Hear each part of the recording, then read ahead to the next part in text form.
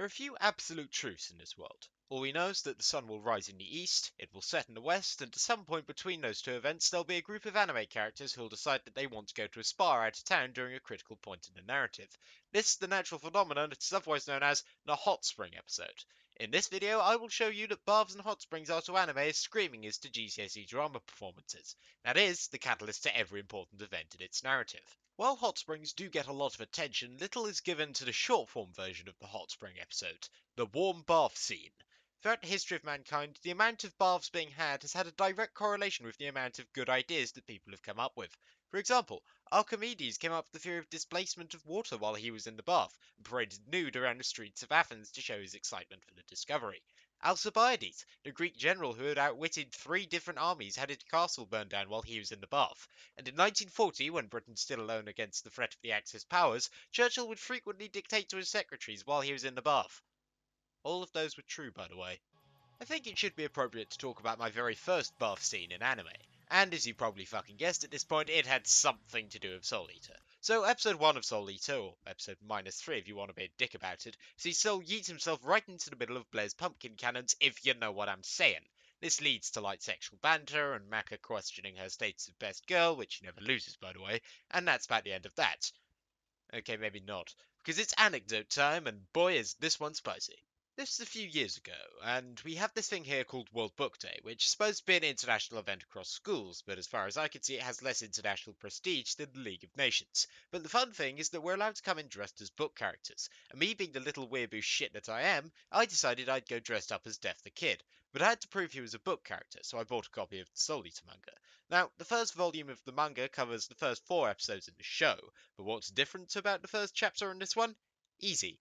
Still shots of Blair's pumpkin cannons. And with Sod's Law in full effect, guess which page I was on when someone walked by. And so that person told another person that I was reading a manga with a naked lady in it while in class. That other person told yet another person that I was showing a manga with a naked lady in it to other people while in class. And that yet another person told everyone that I was furiously masturbating to it while in the toilet. And that, my ladies, dudes, and weeaboos, was how I earned the nickname Hentai Boy. Suppose there are worse names someone could have. But of course, while baths haven't earned the prolific status of hot springs within the anime community, they are just as prevalent, no matter what the occasion or the genre. In Fullmetal Alchemist Brotherhood, an action thriller, Winry questions her position in the upcoming battle for her mistress while in the bath. The fantasy harem series, Nisei Monogatari, Araragi discovers more about a mysterious entity that has been bonded with him. I would give more examples, but there is literally an entire wiki dedicated to this subject, so I suggest you check that out. Also, I couldn't find footage. Shut up. But now for the main course, the hot springs, or onsen as they're called in Japan.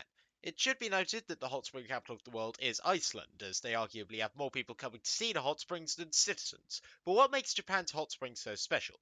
Because in Japan, the water in the hot springs is either green or so reflective that it creates a blinding light around anywhere someone's flesh makes contact with the surface. And we need to talk about some scenes where we see this miracle water in action. And what better example than Gurren Lagann? Oh, and spoilers for Gurren Lagann, by the way. Here we see Kamino and Simone enjoying the warmth of a good old bathhouse in the middle of the desert that supposedly destroyed any traces of above ground civilization. They didn't question it, so I'm not going to question it either. Kamino sees the moon and tells Simone that once they've defeated the Spiral King, they'll go to the moon, and eventually even further, which is somber, considering that Kamino never makes it. But it adds more to the legacy of him when Simone later names the probes and investigates the moon after him. It's a genuinely good detail. But also Yoko and a towel, let's not lie. But there's always been a major divide when it comes to hot springs episodes, and that is the men's hot springs and the women's hot springs. They're divided. What, you thought I was going to talk about the debate as to whether these episodes are all pointless? That debate never existed, because I'm about to shed light on proof that the hot spring episodes are some of the deepest references to classical text. In the middle of a hot springs resort, there's a wall that separates the men's section from the women's section. But for those who are determined / horny enough, those are merely climbing frames that were meant to be overcome. This is true of Mineta, whose desire to see Suyu and the other ones, naked, resembled the struggle of Sisyphus in the underworld. For instead of a hill, it was a wall, and instead of the will of the gods pushing him back down, it's the will of an angsty kid with an extreme disregard for scrotums.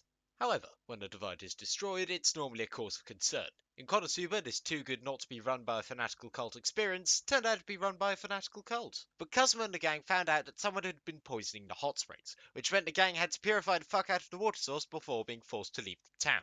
They enjoyed the natural resource and then left everyone in their corrupt theocratic state after supposedly defeating the worst thing in the area. Must resist joke about foreign policy. Must resist joke about foreign policy. Must resist joke about foreign policy.